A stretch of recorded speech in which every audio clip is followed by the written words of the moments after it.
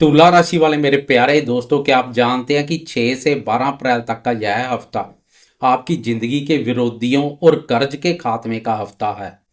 तैयार हो जाएं, क्योंकि इस सप्ताह के अंत में आसमान में एक ऐसा दुर्लभ विपरीत राजयोग बनने जा रहा है जिसकी गूंज आपके शत्रुओं के पसीने छुड़ा देगी। आपके छठे भाव में ग्रहों का एक ऐसा शक्तिशाली चक्रव्यूह बनेगा जो आपकी बुद्धि, आपकी कूटनीति और आपकी दबी हुई ताकत को उस मुकाम पर ले जाएगा जहां जीत सिर्फ आपकी होगी।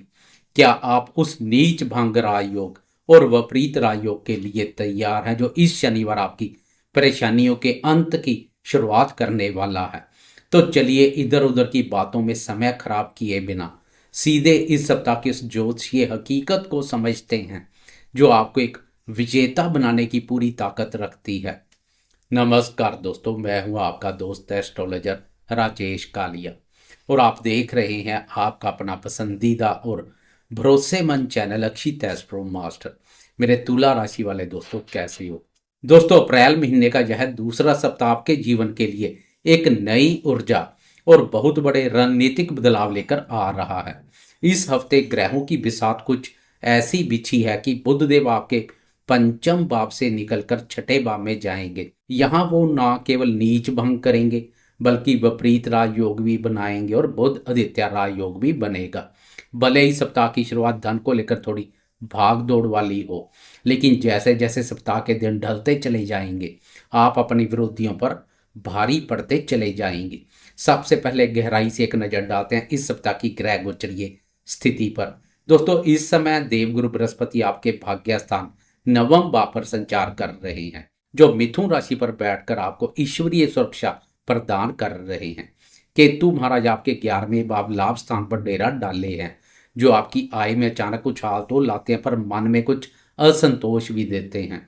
शुक्र देव इस वक्त आपके सप्तम भाव मेष राशि पर संचार कर रहे हैं, जो आपके दाम्पत्य जीवन और साझेदारी में चमक पैदा करेंगे।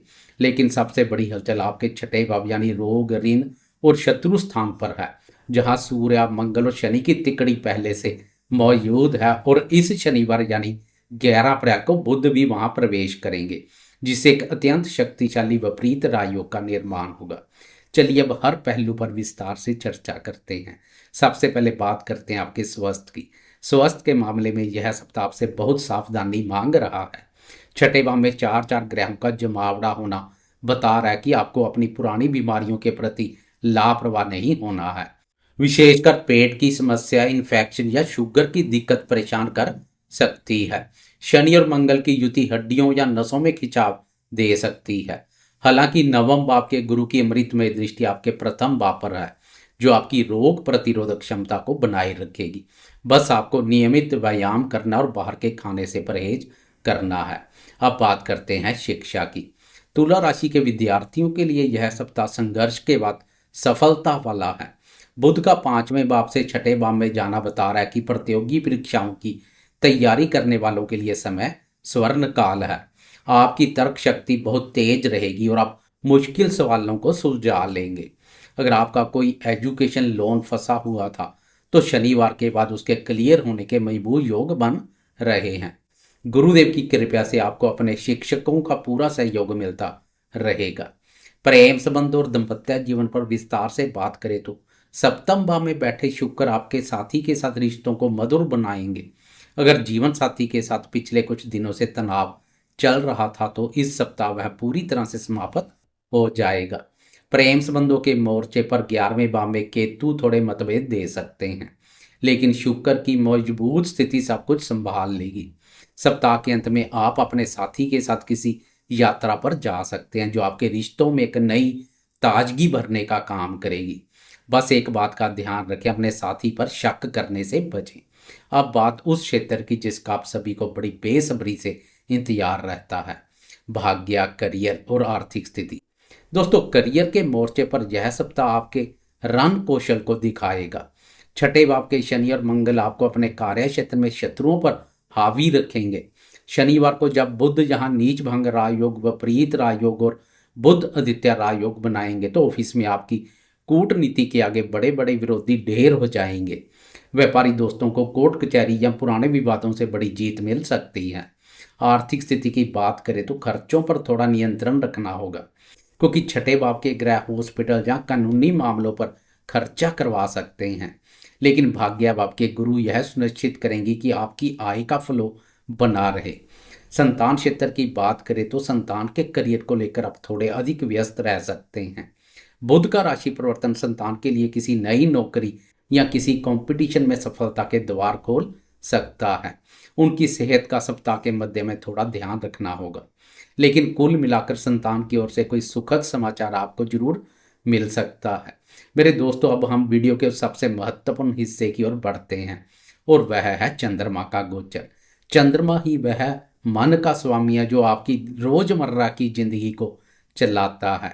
इस सप्ताह चंद्रमा वृश्चिक, धनु और मकर राशि से होकर गुजरेंगे। आए जानते हैं कि चंद्रमा की चाल क्या करेगी कमाल, या मचाएगी कोई नया बवाल। सप्ताह की शुरुआत यानी 6 और 7 अप्रैल को चंद्रमा आपकी राशि के दूसरे भाव वृश्चिक राशि से सफर शुरू करेंगे। यहाँ चंद्रमा नीच के होंगे, इसलिए धन के लेन देन में बहुत सावधानी बरतें। वाणी में कड़वाहट आ सकती है, जिससे परिवार में तनाव संभव है। इन 2 दिनों में निवेश करने से बचें और शांति बनाए रखें। धैर्य ही इन 2 दिनों में आपकी सबसे बड़ी शक्ति साबित होगा। इसके बाद 8 अप्रैल की सुबह के 5:53 पर चंद्रमा आपके तीसरे भाव धनु राशि में प्रवेश करेंगे। यह भाव हमारे साहस, पराक्रम और पुरुषार्थ का है। लेखन और संचार कार्यों का विचार भी इसी भाव से किया जाता है। बुधवार और गुरुवार का समय आपके पराक्रम और साहस को बढ़ाएगा। छोटे भाई बहनों से सहयोग मिलेगा और छोटी दूरी की यात्राएं लाभदायक रहेंगी। नौकरी में आपके आइडियाज की प्रशंसा होगी और आप काफी एनर्जेटिक महसूस करेंगे। मनोबल उच्च देखने को मिलेगा, हौसले बुलंद रहेंगे।